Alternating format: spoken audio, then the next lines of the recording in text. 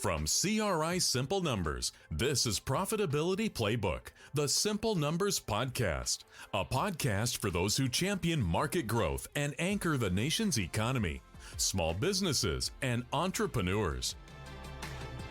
Hey there. Welcome to the Simple Numbers Profitability Playbook Podcast. We have some special guests today, but right now we have Greg and Brandon. And for the new guys here, Tim and Rich, we'll introduce you in a moment. That is a mouthful. Simple Numbers Profitability Playbook Podcast. So we're working on that. You got it down though. P cubed is my recommendation, but I don't know if we'll go with that. But I don't know if we're cool enough to pull that off. Yeah, that's right. That's right. Well, Greg, you called this meeting, man. What do we got Rich and Tim here for? Well, it's really a great honor to have Tim Stack and Rich Armstrong from Great Game of Business and SRC Holdings, Springfield Remanufacturing. Many of you that follow the concepts of open book management and Jack Stack's original book, which I still recommend highly to date, one of my top 5 business books of all time in the Great Game of Business.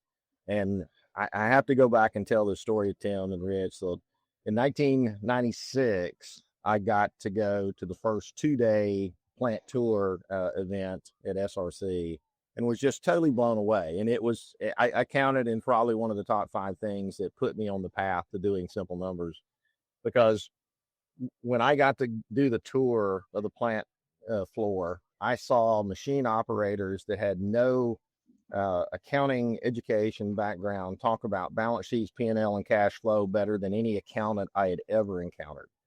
And that really led me to believe that, there's something to really looking at numbers in a more practical, functional way, but also just teach, reteach, apply, reteach, and apply, but put the tool in the hands of the people that actually make things happen. And just, they've always been a fan, have been able to, visit multiple times, to Springfield, Missouri. And so just a huge fan, and certainly hope Jack's doing well. He's just one of my favorite people of all time in the world of business. I'll let you guys introduce your roles, in Rich being more the Great Game of Business coaching side, and Tim, you in terms of SRC. Give the folks a little bit of an idea of kind of your role in the business these days. Tim, do you want to start?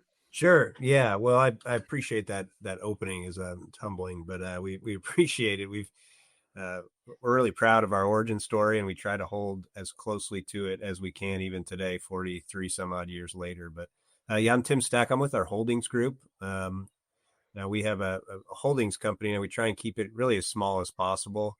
Kind of goes in line with Greg referenced, where we want to empower all of our folks from the shop floor all the way to what we call our plant managers or our general managers. But so we have 10 operating entities underneath our holdings organization. And what I'm able to do, or what I get to do each and every day, is to work with a few of our different facilities, our operating entities that are really standalone businesses. So one's out of Lexington that does big mining equipment, remanufacturing space.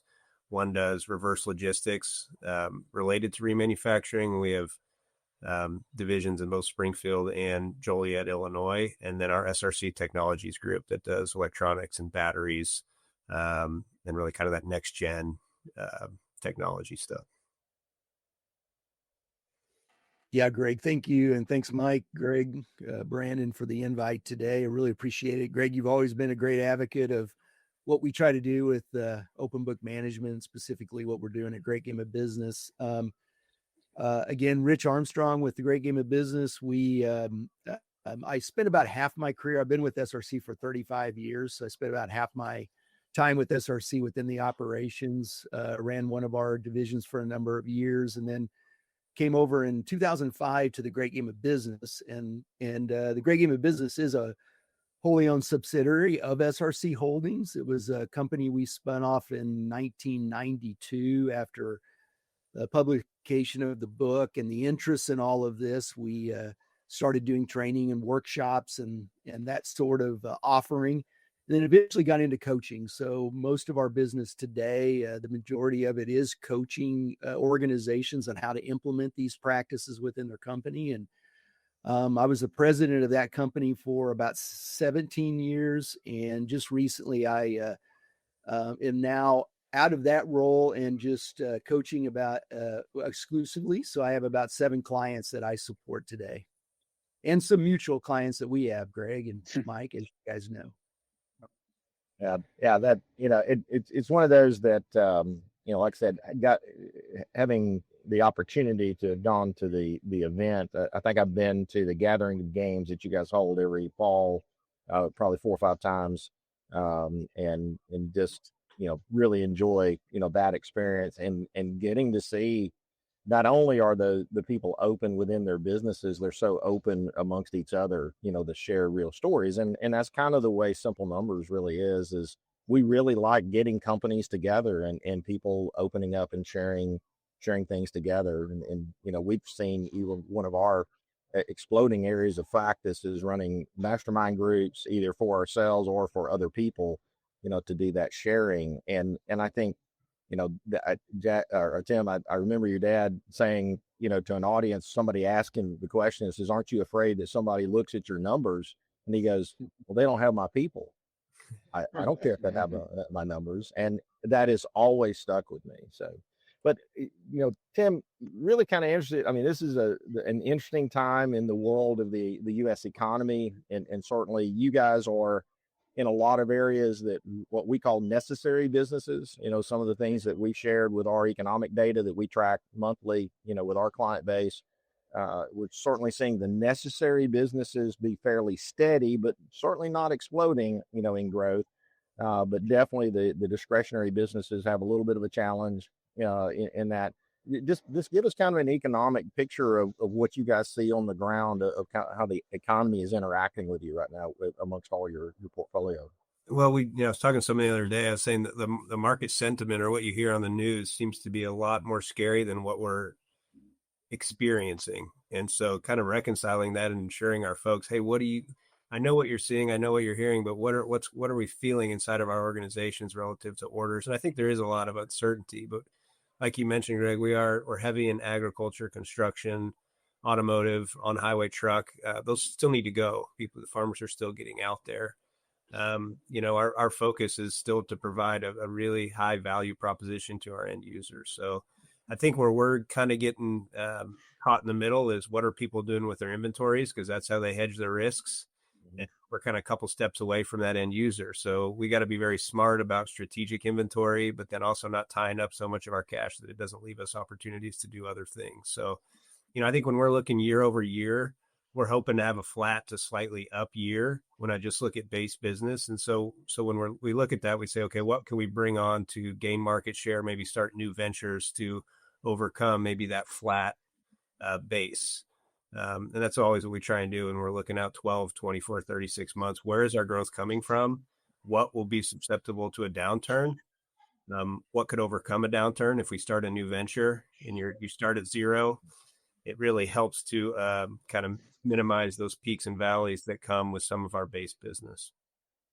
Yeah, and that really kind of speaks to, I think, one of the core tenets that SRC has always been good at is getting your people to forecast. I know, we talk about it constantly. We build it into our models that we go over with our clients, but give us some insight of, the what you guys challenge each of your operating units, kind of that forecasting rhythm that you're asking them to do.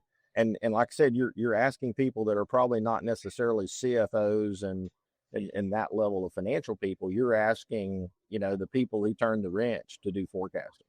Yeah, we are. And typically they feel it before anybody. They know when it slows down, or they know when it speeds up before anybody. And if you don't walk them through that and show how that translates into the cash flow, balance sheet, income statement, they draw conclusions that are way more drastic one way or another. We're really, really doing well, or, oh no, the sky's falling, we've got no more work. But yeah, we ask every week all of our companies forecast, okay, how are you projecting to end this month versus plan and versus what you said last week?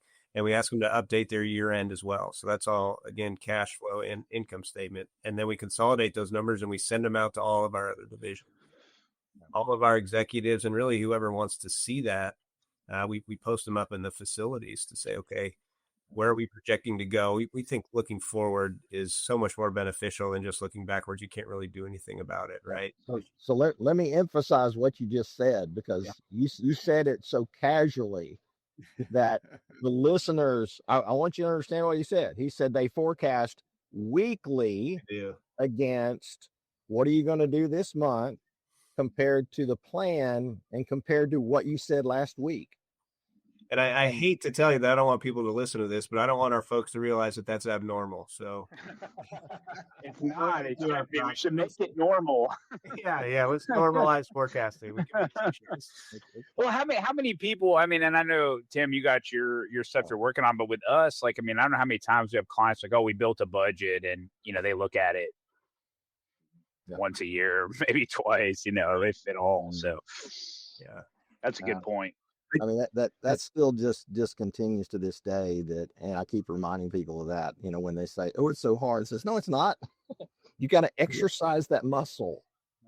Forecasting is a muscle, and let's work it. Yeah. So give us an idea. I mean, for all of the business coaches, I mean, we work with all different coaching, and this is my, we love all business coaches, all business processes, because we feel like we fit a nice little financial piece underneath all the coaching disciplines, but I think you guys were really the first literal process driven rhythm business that I ever encountered. So give us kind of an idea of that rhythm that you guys go through, monthly and quarterly and annually.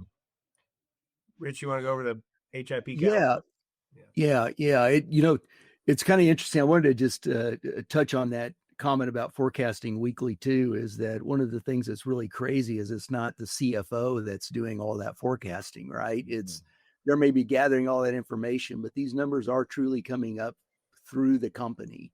Yeah. Everybody has certain line items they're responsible for. So that process is a collective effort, and it starts with those rhythms you're talking about, Greg, is that we have a weekly rhythm we go through where there are so-called pre-huddles that people are gathering up information from their departments or their line item ownership.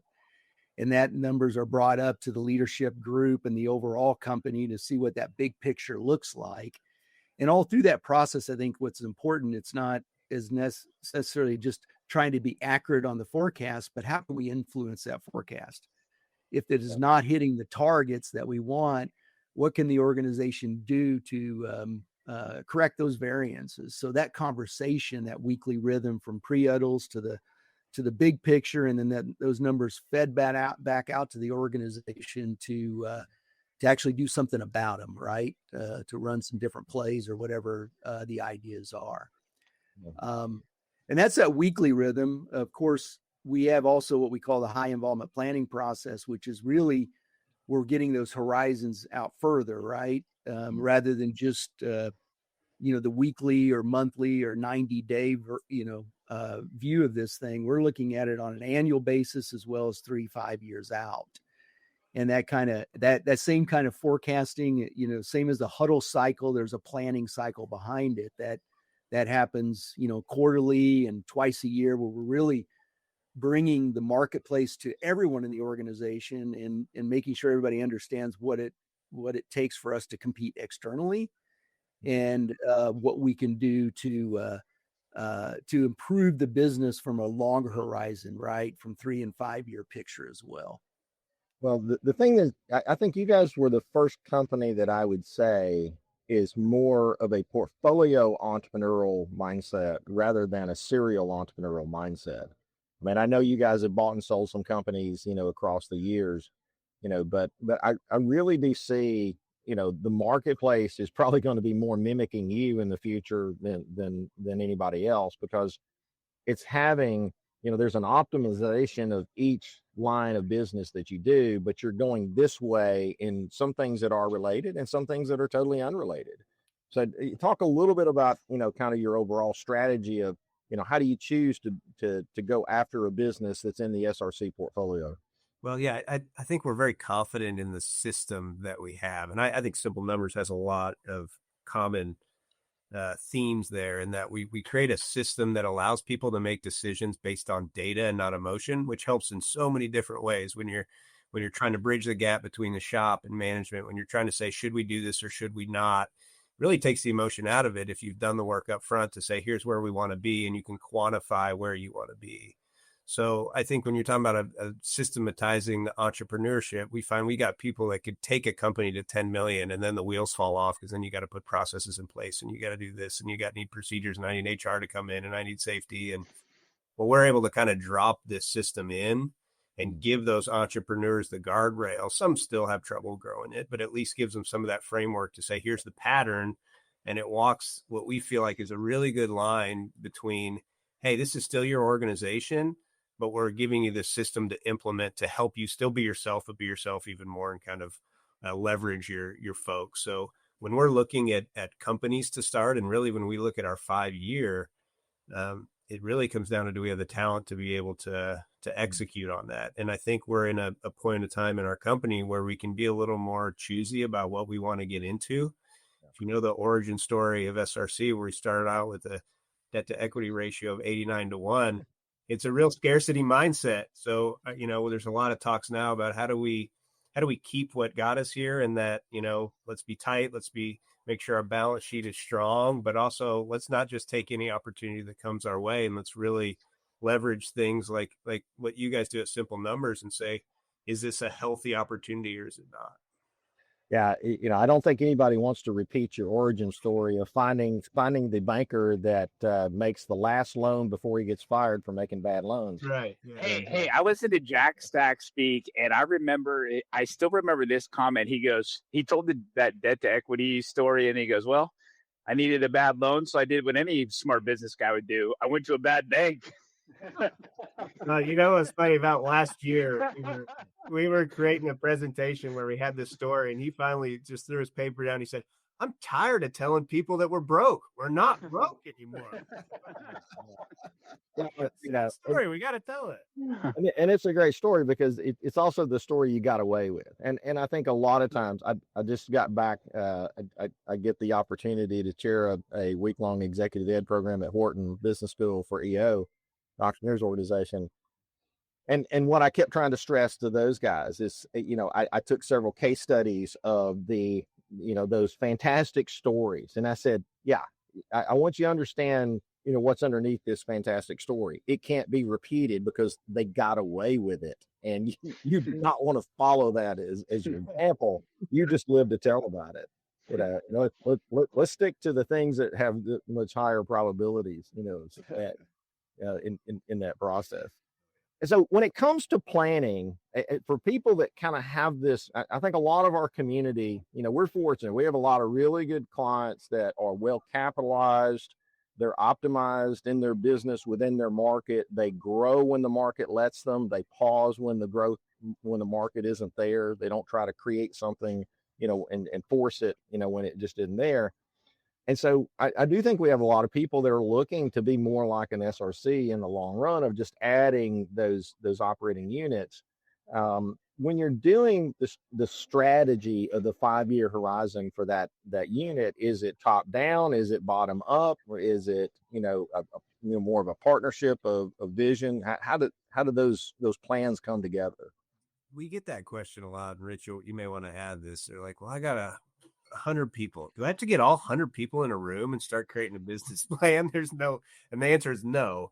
You have to start with what the market presents. So we always ask our salespeople to bring the marketplace back to us. Like, out there, what do you think within our wheelhouse is something that the market is asking for? And then we come back and say, okay, can we execute? Yeah. Yeah. So, I think we lost. Yeah.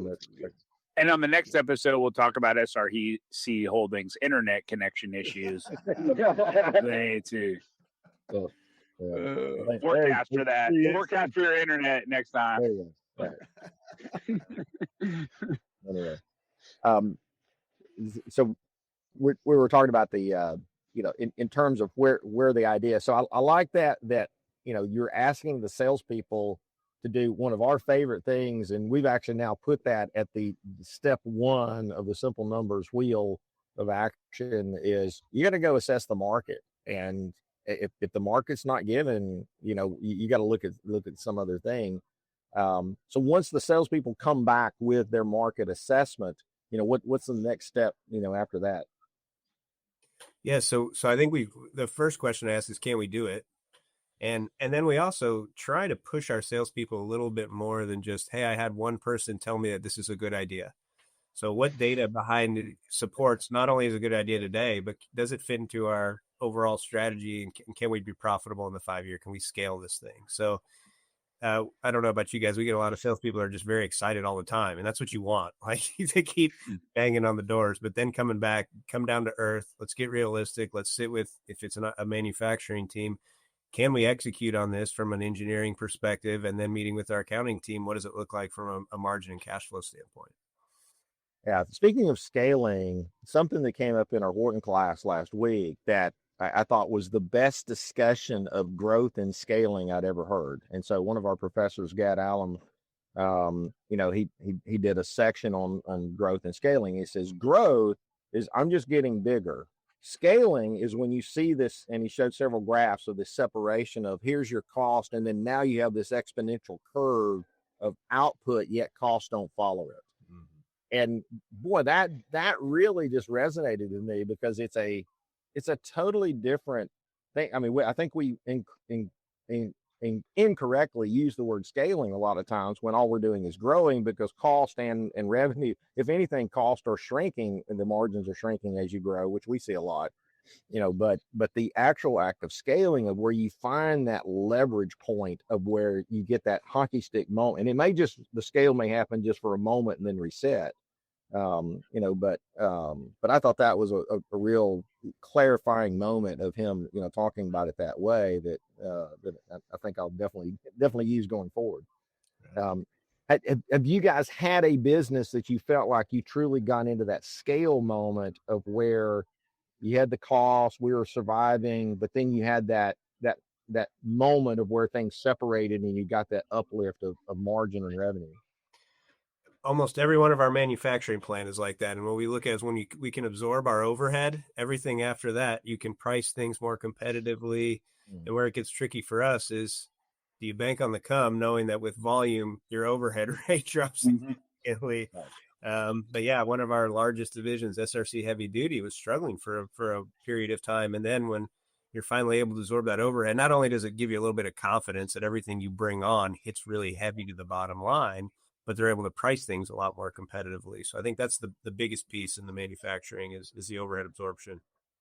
So let's talk about pricing strategy for a second then. One of the challenges that we run into, I mean, probably pricing discussions is a topic of every call we have with our clients. And we're always the nudgers of going, have you pushed? Have you pushed enough?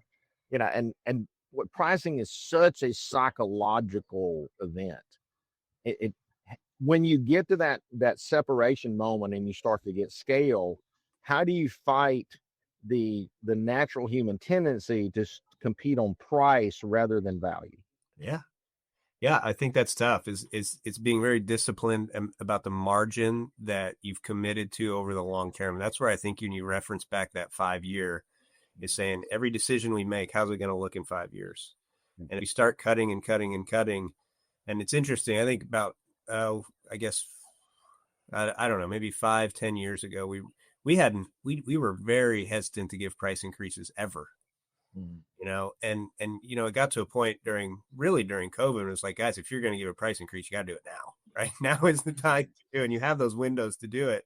Yeah. All of a sudden, our sales teams were going out and they were getting price increases, and they're like, oh, well, wow, this isn't as hard as I thought, and I have a little bit more value than I had anticipated. And so then you got to be like, okay, pull them back and be like, okay, well, one of our general managers tells the salespeople, look, I don't want you to give a price increase every quarter, but I want you to talk about it every quarter. So he asked his sales team, say, hey, let's like look at price. Yeah. I'm not going to give you a price increase this year. We look pretty healthy. So it's part of the vernacular in the conversation.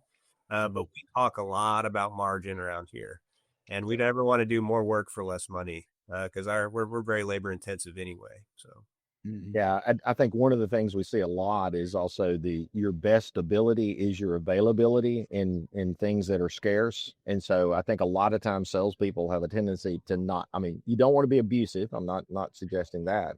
But when you're the person that can deliver on time, on schedule, and the competitors, can't, that you want to try to get that extra value for being, when you can be there and respond quickly, there's a value to that. And I know it's walking a very difficult line. But you have to know your competition and the marketplace before you can walk in there and say, I know I bring value in this area that the competitors do not. It gives Right. more confidence. Yeah. Well, the next topic I want to hit is one that we run into all the time. It's probably the bane of my existence because I fall into the camp of behavioral economists that believe that many times incentive pay does not necessarily change people's behavior to the good, if any at all. But when we do get pushed into an incentive structure, our favorite is the one that you guys created, because I think of all things, it's the most measurable. It's I mean, any plan that's based on math, it has its difficulties to communicate. But I think you guys have been the masters and certainly have the length of time of success with one. But give us kind of an overview of how the SRC incentive plan works. Rich, you want to cover that? Yeah, yeah, I will. Yeah, I think we call it the 10, 20, 30, 40 program that we use primarily within the SRC organizations. And what we're doing there is one of the first steps in all of this, Greg, is financial literacy, because we try to make sure our people understand what it takes in terms of reinvestment in the business. So we know that it doesn't end with profits, that the profits are then reinvested in the business. So what we try to find is, what is that threshold within the organization of profits that are actually needed to maintain the financial security of the business first? Right. And what does that look like? And then build a bonus program that if we can do better than that, then start sharing the finance, or sharing the rewards with our people. Typically, we start at a 50-50 split after that threshold. Yeah. That 50% goes back to the employees, but then we also have 50% going back into the reinvestment of the business as well, and ongoing value generation of the business.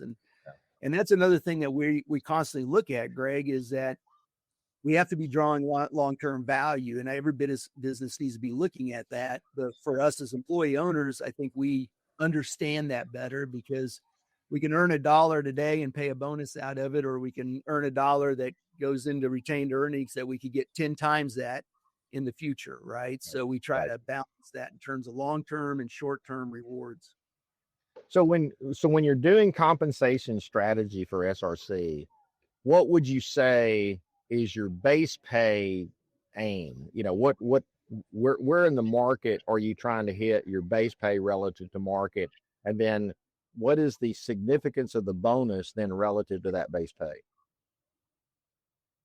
Yeah, so we try and be at market or a little bit above on the base. We have a very, very healthy long-term comp structure, and that's ESOP, that's bonus, but we also look at our healthcare that's really, really strong. We want to take care of our folks. So we try and align our compensation around our company culture and our values, spoken or unspoken. So the annual bonus can be 15 to 20%, depending on the company and then which position that they're in. And like Rich mentioned, that's paid out quarterly. So we want to give people a taste. You can get 10% of that in Q1, 20% in Q2, and all the way to 40%. Or if you get none of it, you could get all of that in Q4. So it keeps. Yeah, because it is a cumulative. It's a cumulative number less what's been paid in previous quarters. So I love the catch-up process to that. Right. So we have that annual on top of that base, which, we always say, look, we don't want to hang our hat on ESOP and say, look, you got to starve today, but you'll be able to buy a lake house when you retire. That's not what we want to do either. So we're constantly tweaking that. And, it's always hard, because what one person values versus another is very different. And the levers that you pull sometimes you're kind of hamstrung on ESOP and on, we'd love to be able to say, can we pay out a little bit of money from somebody's ESOP every year if they wanted it? Well, then you got hit with a loan and then they got issues there. But so we try and tweak it as we can. But yeah, that's cool. Yeah, it's one of those that, that challenge is where do you fit? I mean, we run for our consulting clients, we run a lot of wage surveys. We have access to the Economic Research Institute's salary assessor program, so we can run a wage survey, any position, any SIC code, any location in the U.S. and that's been for them having access to that to then be able to set where in that band, and we kind of follow that same philosophy of, you want to be right around median to slightly above, depending on the that person's benefit, but then look at, where do they get that variable. And, the challenge is, we just see a lot of times, you do the big bonus and then there's just the big letdown afterwards. And that just, that's just a killer, at the end of the day. But Rich, I thought your point of the 50-50 sharing, that definitely aligns with what we talk about with our clients, because if the business doesn't share in the upside equal to or greater than what goes out to the employees, I mean, you're just giving away the profits and not gaining, as a business.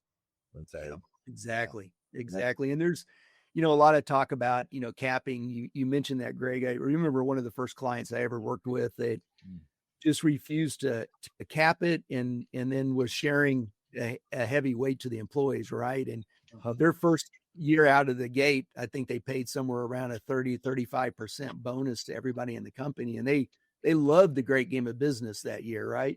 Yep. The next year, they paid everyone 17% of their wages and they were demotivated. Yeah. And so you can set those entitlements, too quickly. And I think another thing is just the rewards is that, and Tim mentioned this, is that making sure that you're motivating people in different ways, because you don't really know what's going to motivate them. And when we talk about stake in the outcome, bonus is one part of the stake in the outcome. Other things like healthcare and career advancement and, just pure everyday recognition can do a lot with people. So we got to make sure that it's just not always about the bonus check. Well, and the next topic I want to touch, and certainly you may want to, talk about it as carefully as you want to, but you guys run some pretty valuable businesses. How many times a day does private equity knock on your door to want to buy one of your operating units? I think there's some level of with being ESOP and the ESOP obligation, I'm hoping it kind of shields it a little bit, but we have conversations, but we also really feel comfortable with our employee owners. Like, I think same conversations on like unionization. And I think that's happened before in the past, not recently, where we just take it to our folks and say, hey, it's your employee owned. Here's what it would mean to you probably. And if that looks better to you than this, then it's up to you guys. And I think it's kind of disarming whenever you don't fight. And I think that's probably the same approach we would take if something like that happened. Yeah, what's amazing, we've got some good data in some industries, like we got an HVAC group that there's some a couple of union shops and then everybody else is private. And so our total LER concept of gross margin to all labor, I don't care if it's management and direct, that there's probably 80% of the service-based industries operate to a single standard of a 2. If you get $2 of gross margin for every dollar of labor, everything else works. It's just the way it is. Except if you're a union shop, you know what the lever number is for a union shop? You got to hit a 2.5 to get the same profit dollar that you would get being in a non-union shop. And that I always found that's just a pure extraction of the impact, what that union thing is. Do you want to work, essentially, 30% harder, to get, to get that benefit, because that's what it's going to require, out of the business. So it's amazing.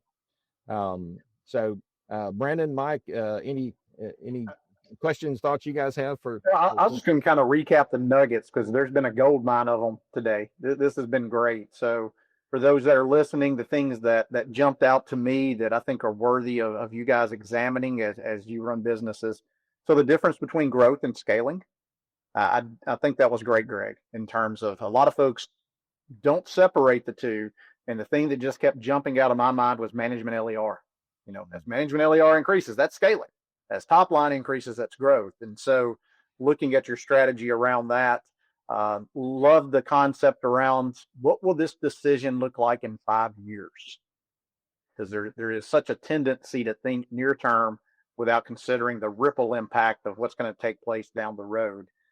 You may not give a price increase every year, but your sales team is discussing it quarterly with customers. Keeping it front and center. That's really great. That way, it's not that awkward conversation. They know every time you chat, there's probably going to be a mention of it. Know your competition so that you can deliver on your competitive advantage. And we've been talking a lot about that the past 2 years. What is your competitive advantage? And a lot of times we'll throw that out there, and folks will just go, we're better. I'm like, well, people don't buy just saying you're better. You got to know your competition and where they're weak. And it doesn't end with profit. You have to reinvest. And we talk a lot about that with our clients, but I think it is a gap that their team doesn't understand. They think it ends with profit. No, there's, especially in those businesses that have a high trade capital requirement, there's a tremendous amount of reinvestment. So those are some things that jumped out that you guys mentioned that I think our clients really can benefit from pontificating on. Well, and I do think that lack of reinvestment is a plague of what you're seeing by private equity bought businesses that are struggling to achieve their objectives post-acquisition, because they want to strip all that out and say, oh, well, yes, we expect you to still grow, but no, we're going to cut these expenses because we got to have the profit number to, to make the loan payment that we did, to buy it. And it's like, well, wait a minute, you can't have both. I mean, there's a finite universe of cash flow there, that you got to compete with. So we actually like our clients, in the position that they can compete against the private equity backed folks, because we got some folks buying up some really nice operating units that the private equity guys are shedding. So this actually may be the first time in 15 years that you can actually find a deal buying a pretty decent business. So it's well, not too shabby. So cool. Well, awesome. Oh, sorry. Go ahead, Greg. Well, so Tim and Rich, what, for people that want to, learn more about Great Game of Business, and certainly, maybe attend the gathering, do the plant tour, what, how do they check out Great Game of Business and SRC? Yeah, well, definitely hit our website, greatgame.com. One thing I would offer out there is, every other week we do what we call a Discover the Game webinar. It's free to anybody. You can step on for 2 hours and just get kind of a deep dive in what this is all about. And if this, it's a great webinar to kick the tires, because there's a combination of people that are just looking at Great Game, but also some long-term practitioners. So that may be a helpful thing. And we, of course, have our annual conference every year at the second week in September. And we'll be hosting that down in Dallas this year. And that's a conference of also about 30% of the audience are people kind of kicking the tires. And then the other group is long-term practitioners. And most of the sessions are actually delivered by practitioners. This is how we're making this work in our organization every day. Yeah, super. Yeah, good job. And then certainly, several of the books, that have been done, Great Game of Business. And I think Jack did a couple of others after that. I'm slipping on the titles. Yeah, Staking the Outcome, which is one of my favorite books. It's kind of tailored, a little bit niche for employee owners, but ownership community. But it's really a strategy book to me. I mean, it's really about scaling a company, right? All the challenges you have, from people to finance. And then he recently wrote a book called Change the Game, which profiles some of our long-term practitioners and just how they made it work in their organizations and how it is really better for people. So, yeah, super. Yeah, and unlike a lot of business books that their flavor kind of comes and goes with the tide, these are just timeless principles. I don't think they ever go out of vogue. So really good. Awesome. All right. Well, hey, great having you all on here. We have, especially, I mean, hey, you guys don't realize it, but this was actually a special appearance by Greg too. He just pops in and with some friends with him. So, All right. It was nice to have him on. As you can see, were you in an airport, by the way? See, that's why. That's the thing. He just flies in, flies out, kind of thing. So, awesome, guys. Well, we really appreciate you, and thank you again for coming on here and sharing your insights with us. Great. It was phenomenal. Everyone out there, will Brandon and I, maybe Greg, maybe not, we'll be back next week. Thanks. If you want to know more about driving sustainable profitability for your business or are interested in learning more about CRI Simple Numbers, please visit our website at simplenumberscri.com. Thanks for listening to this episode of Profitability Playbook, the Simple Numbers Podcast. You can subscribe to Profitability Playbook on Apple Podcasts, Spotify, or wherever you prefer to listen to podcasts.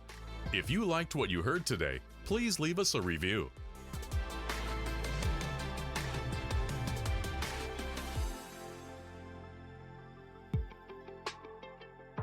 The views expressed on Profitability Playbook, the Simple Numbers Podcast, are those of the presenter and moderator and do not necessarily reflect the views of CRI Simple Numbers or the CRI family of companies. This podcast is intended for informational and educational purposes only and is not intended to replace professional advice received directly. Consult with your CRI Simple Numbers advisor or another trusted professional if you have questions about your specific situation.